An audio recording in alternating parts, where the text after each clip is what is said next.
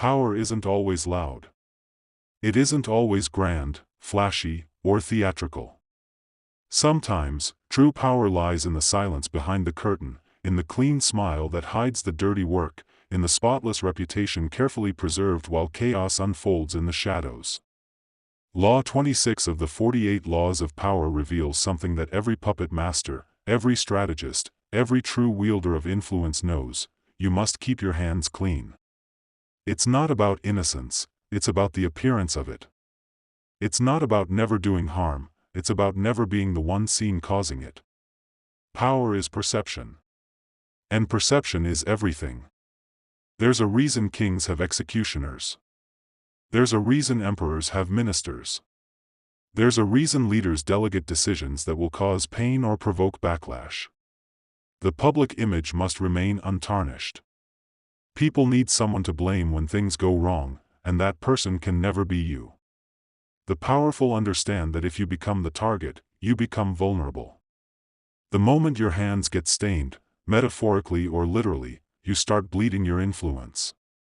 So instead, they operate with layers of insulation. They build distance between themselves and the damage. They build systems that make it look like someone else made the call. And in doing so, they protect their name, their influence, their throne. Now, let's not pretend this is about being dishonest. No. This is about understanding the emotional reactions of the people around you. People are not rational creatures. They don't judge you solely on what is fair, they judge you on what they see, what they feel, what they can pin on someone. And when things get difficult, when decisions must be made that hurt, or anger, or sacrifice, you need to act with surgical precision. Either you distance yourself from the decision, or you make sure it can never be traced back to you. The truth can be buried, but perception will live on. Your job is to control that perception at all costs. And the cost of not doing so? Just look at history.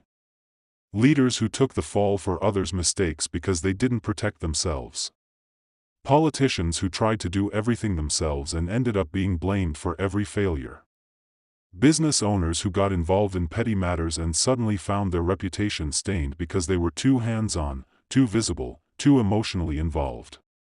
The more you expose yourself to mess, the more people associate you with mess. And once that connection is made in the public mind, it's almost impossible to undo. People don't forget blood. They don't forget blame. Even if you didn't cause the storm, if you're standing in the rain, you look like part of it. So how do the truly powerful handle this? They use surrogates. They use messengers. They build lieutenants, advisors, assistants, people who execute orders, absorb blame, take the heat when things get controversial. It's not cruelty. It's protection. You don't have to be cold to be wise. You just have to understand the battlefield you're playing on. And in the world of influence, nothing is more dangerous than being directly associated with failure, anger, or scandal. The most brilliant tacticians know how to stay close to the action while remaining untouched by its consequences. Think of it like chess. The queen is powerful, but she doesn't rush into every fight. She moves with calculation. The pawns are the ones who engage first. They test the waters. They absorb the losses. In real life, you must have your own pawns, not people you discard, but people who act as buffers between you and the raw backlash of power plays. People who make the hard announcements, enforce the difficult changes, or take the strategic fall when something must be sacrificed. Meanwhile, you stay above the fray, composed, principled, untouched. The art of keeping your hands clean is not about cowardice. It's about vision. It's about playing the long game. Because the moment your reputation is damaged, you lose leverage. You lose the ability to persuade, to charm, to influence. People become suspicious. They start whispering. And power cannot exist in a cloud of suspicion, it thrives in clarity, in confidence, in image. So preserve your image like it's your greatest asset, because it is. There's another level to this. Sometimes, the people around you will try to drag you into the dirt with them. They'll want you to co-sign their poor choices. They'll want your support when they fall. Be cautious. Compassion is human, but in the world of power, emotional entanglement can cost you dearly. Support from a distance. Offer guidance, but don't let yourself become associated with their failure. You don't have to throw people under the bus, but you also don't have to jump under it with them. Boundaries protect not just your sanity, but your strength. The great manipulators understand that you don't have to get your hands dirty to get your way. Influence can be invisible. A whisper here, a suggestion there. They don't shout. They hint. They don't command. They inspire. And when the action finally happens, when someone gets fired, when a deal collapses, when a rival disappears, they're nowhere to be seen. But if you look closely, you'll find their fingerprints on everything. That's the art. That's the mastery. To orchestrate from a distance while appearing blameless. But make no mistake, this isn't about being heartless or deceitful. It's about being strategic in a world that often punishes honesty and transparency more than it rewards them. Sometimes, the truth is not the best weapon, it's the best vulnerability. You can tell the truth, but don't always tell the whole truth. You can own your decisions, but don't own the parts that weaken your image. You can act with integrity, but that doesn't mean revealing every flaw, every emotion, every scar. You must protect the image people respond to, because people don't follow perfection, they follow strength.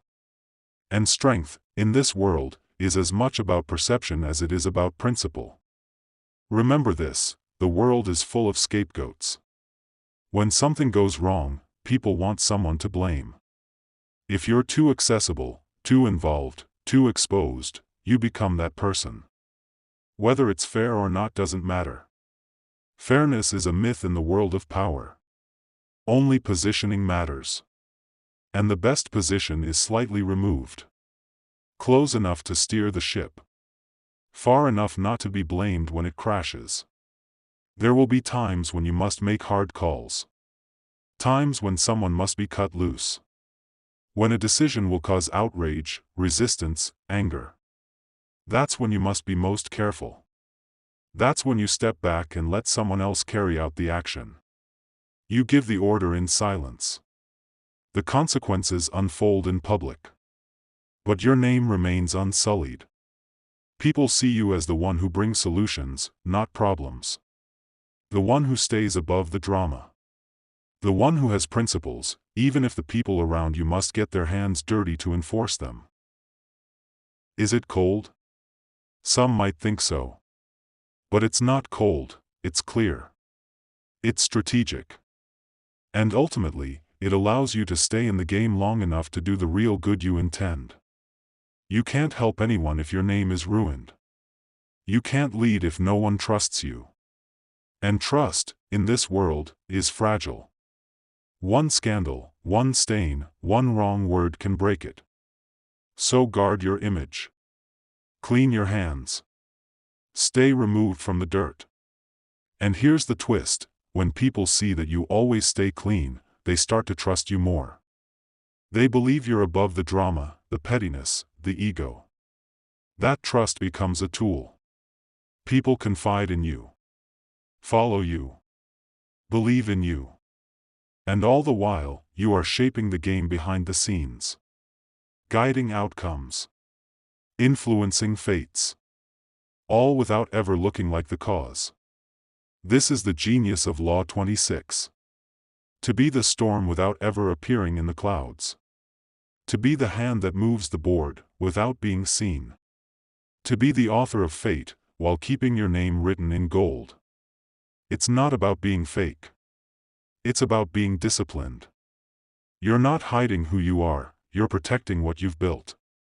And in a world where reputations crumble in a tweet, that's not vanity, it's wisdom. So step lightly. Speak wisely. Act through others when necessary. Maintain your mystique. When messes arise, let someone else sweep them. When blood must be spilled, let the blade belong to another. And when the dust settles, let them remember you not as the destroyer, but the calm, the clarity, the force that stayed pure in a storm of shadows. Because in the end, power doesn't belong to the loudest. It belongs to the cleanest. The one who walks through fire and comes out without ash. The one whose image remains untarnished, no matter how messy the game gets. That's the real power. And now you know how to wield it.